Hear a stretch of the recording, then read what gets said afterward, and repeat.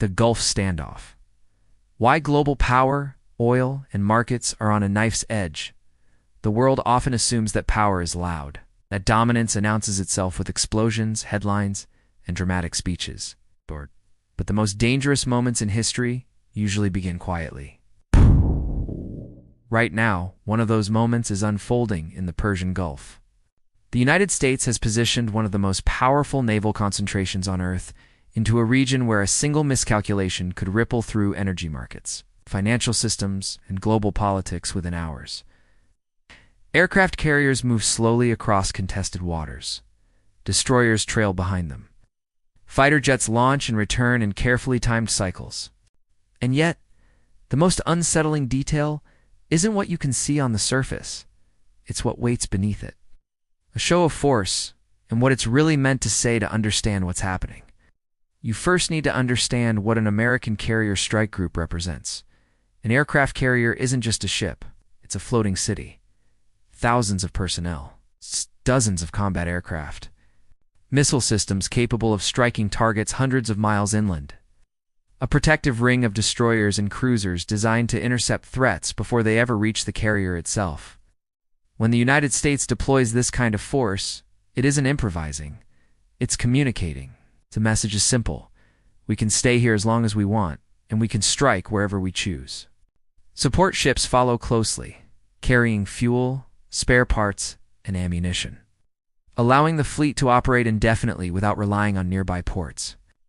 In theory, this gives Washington control over one of the most strategically important waterways on the planet. In practice, it's far more complicated.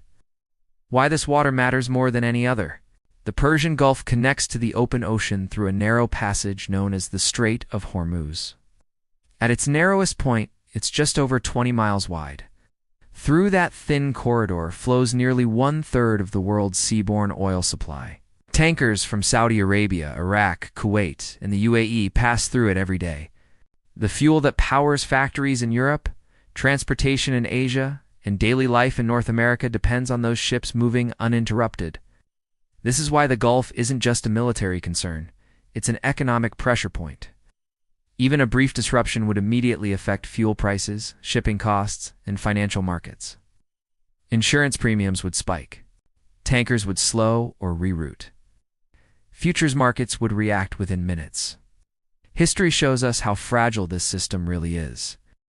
Iran's strategy isn't about matching firepower.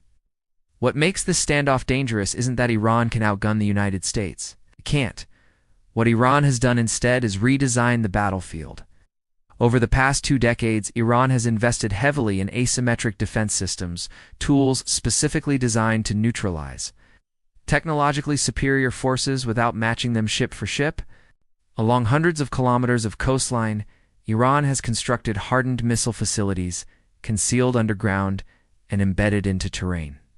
These are not symbolic installations, but are operational launch points designed to survive airstrikes and remain functional under sustained attack. Some of the missile systems associated with these facilities are believed to have ranges extending well beyond the Gulf itself, but missiles are only part of the equation.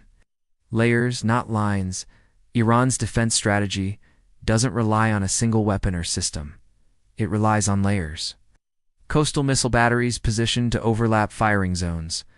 Naval mines capable of quietly shutting down shipping lanes.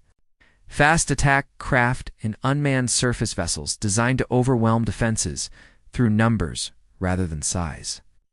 Drones operating above and below the waterline. Submarines, though limited in size, add another level of unpredictability. And then there's electronic warfare. Jamming systems, radar interference, and communication disruption tools are intended to slow response times, confuse targeting systems, and break coordination during critical moments. Individually, none of these tools guarantee success. Together, they create uncertainty, and uncertainty is what deters action. Why technology alone isn't enough. Modern warfare depends heavily on information. Knowing where an adversary is, knowing what they're doing, knowing when they're about to move, this is where global alliances begin to matter. Iran does not operate in isolation. Satellite surveillance provided by external partners allows near-constant monitoring of naval movements in the region. Carrier groups. Refueling operations and patrol routes are difficult to hide in a world where space-based observation is persistent. Advanced guidance systems and electronic warfare knowledge, developed through international cooperation, complicate traditional military planning. This doesn't eliminate American superiority, but it compresses the margin for error. Every operation must assume it is being observed. The Strait as a weapon without firing a shot. The most powerful leverage Iran holds isn't a missile, it's geography. The Strait of Hormuz doesn't need to be fully closed to cause chaos. Even partial disruption, delays, inspections, limited incidents would be enough to send oil prices sharply higher. Markets don't wait for confirmation, they move on expectation. A sudden rise in crude prices would feed directly into transportation costs, manufacturing expenses, and consumer inflation. Energy-dependent economies would feel the pressure almost immediately. Financial markets, already sensitive to uncertainty, would react aggressively. Risk assets would sell off. Safe havens would surge. Liquidity would tighten. We've seen this before. During previous energy shocks, global markets erased trillions of dollars in value within hours, not days. The Strait magnifies risk because it concentrates supply into a space that cannot be easily bypassed. Why this is also a diplomatic stalemate, military power alone cannot resolve this situation. Regional countries understand this. Many states surrounding the Gulf are balancing carefully, avoiding full alignment with either side while protecting their own economic interests.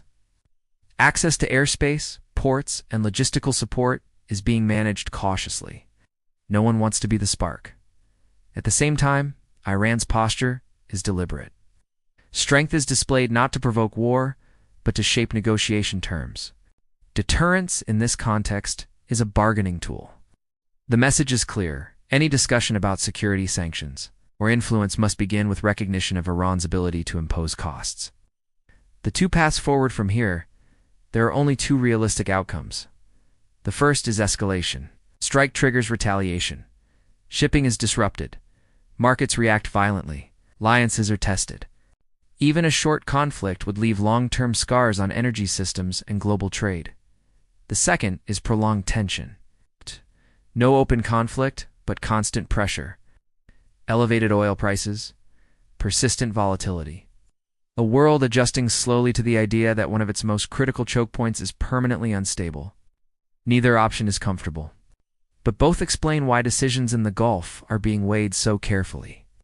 The bigger picture most people miss this standoff isn't about dominance for its own sake. It's about leverage in a world where economic systems are tightly interconnected. Energy flows shape inflation. Inflation shapes interest rates. Interest rates shape markets, housing, employment, and political stability. What happens in a narrow stretch of water thousands of miles away can affect mortgage payments, food prices, and investment portfolios across the globe. That's why the Gulf matters. It's not because war is inevitable, but because the cost of miscalculation is enormous. Closing the situation in the Persian Gulf reminds us of something uncomfortable but important. Power today isn't measured only in ships or missiles. It's measured in preparation, coordination, and the ability to influence outcomes without pulling the trigger. As long as that balance holds, the world remains uneasy but intact. If it breaks, the consequences won't stay regional for long. If you want more calm, clear breakdowns of how geopolitics and economics quietly shape your world, consider subscribing to the channel.